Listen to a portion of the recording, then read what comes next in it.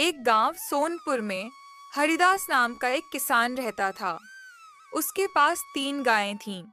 वह हर रोज खेत में काम करने जाता था। उसके घर जुड़वा बेटियों का जन्म हुआ था, जो देखने में बहुत सुंदर थीं। एक का नाम काव्या और दूसरी का नाम अन्वी रखा गया। दोनों बिल्कुल एक जैसी थीं। उन्हें उनके माता-पिता के अलावा कोई पहचान नहीं पाता था। हरिदास की पत्नी माधुरी को 2 बेटियों का होना बिल्कुल पसंद नहीं था। वह हरिदास से रोज झगड़ा करती रहती थी। भगवान ने हमें 2 बेटियां दे दी। काश बेटा दिया होता। मुझे बेटियां बिल्कुल पसंद नहीं हैं। बेटा होता तो मुझे रानी बनाकर रखता, पैसे कमा कर लाता। ये दोनों तो मुफ्त का खाएंगी। तुम इन नन्ही जानों को क्यों कोसती रहती हो? इन्होंने तुम्हारा क्या बिगाड़ा है? इन्होंने मेरे सपनों पर पानी फेर दिया। मुझे बेटा चाहिए था। माधुरी पूरे दिन बच्चों से परेशान रहने की शिकायत करती रहती थी। एक दिन माधुरी को अपने बीमार पिता की खबर लेने मायके जाना था। सुनते हो, मैं कल काव्या को अपने साथ ले जाऊंगी। 2 दिन में लौट आऊंगी। ठीक है, तुम निश्चिंत होकर जाओ, मैं सब संभाल लूंगा। आप तो यही चाहते हैं कि मुझे छुटकारा मिल जाए। हर बात का उल्टा मतलब क्यों निकालती हो? अगले दिन माधुरी काव्या को लेकर मायके चली गई। हरिदास ने अन्वी को साथ लिया और गायों को चराने नीलकंठ वन की ओर ले गया। खेत में काम करते-करते वह थक गया। आज बहुत तेज धूप है, थोड़ी देर आराम कर लेता हूँ। पेड़ के नीचे बैठते-बैठते उसकी आंख लग गई। इसी बीच अन्वी खेलते-खेलते दूर चली गई। यह सब एक सियार देख रहा था। कितना लापरवाह इंसान है, बच्ची का ध्यान ही नहीं। तभी सियार ने देखा कि एक भयानक मायावी दैत्य बच्ची के सामने खड़ा था। आज तो शिकार खुद चल कर आया है। मुझे इस बच्ची को बचाना होगा। सियार ने अपनी जान की परवाह किए बिना बच्ची को उठाया और भाग गया। तुम कब तक बचाओगे इसे? सियार अन्वी को हरिदास के पास ले आया।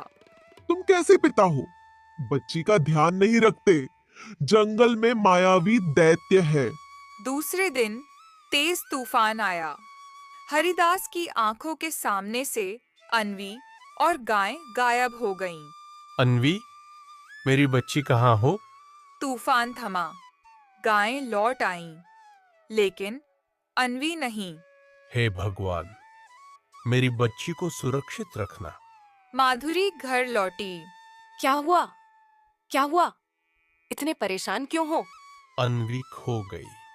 माधुरी को ज्यादा दुख नहीं हुआ। जो होना था हो गया, अब रोने से क्या फायदा।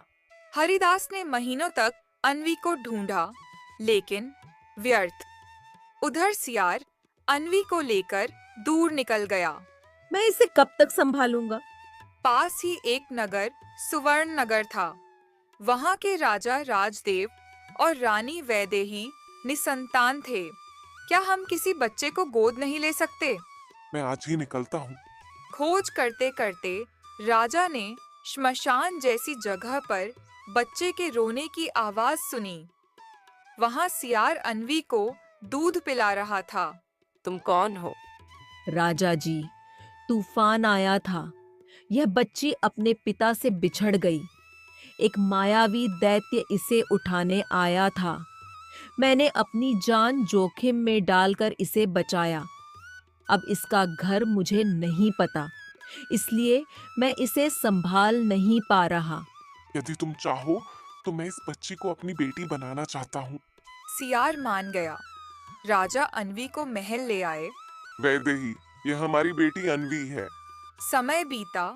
अन्वी बड़ी होकर सुंदर, दयालु राजकुमारी बनी। वह रोज सियार से मिलने जाती। एक दिन अन्वी नगर भ्रमण पर निकली और जंगल पहुंची। सियार टहलने गया। इधर हरिदास की बेटी काव्या बड़ी हो चुकी थी। एक दिन वह मामा के घर जाने की जिद करने लगी। रास्ते में काव्या की मुलाकात सियार से हुई। मुझे हरिदास के पास ले चलो। सियार ने सारी सच्चाई बता दी। मेरी अनवी जिंदा है।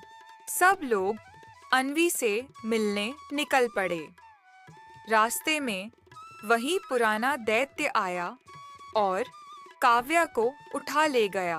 बचाओ बचाओ। एक राजकुमार वीरेंद्र वहां पहुंचा। लड़की को छोड़ दो। भयानक युद्ध हुआ। तभी एक तीर आया और दैत्य मर गया। तीर अन्वी ने चलाया था। काव्या और अन्वी एक दूसरे को देखकर चौंक गईं। तुम मेरी बहन हो। मुझे भी यही लग रहा। सब लोग पहुंचे। महल में सच्चाई सामने आई। हम अन्वी को आपसे छीनना नहीं चाहते। आपने इसे बेटी बनाकर नेक काम किया। मैं भाग्यशाली हूँ कि मुझे 2 पिता मिले। अन्वी ने प्रस्ताव रखा, क्यों ना हम सब साथ रहें। राजा हंस पड़े। आज से मेरी 2 बेटियां हैं, काव्या और अन्वी।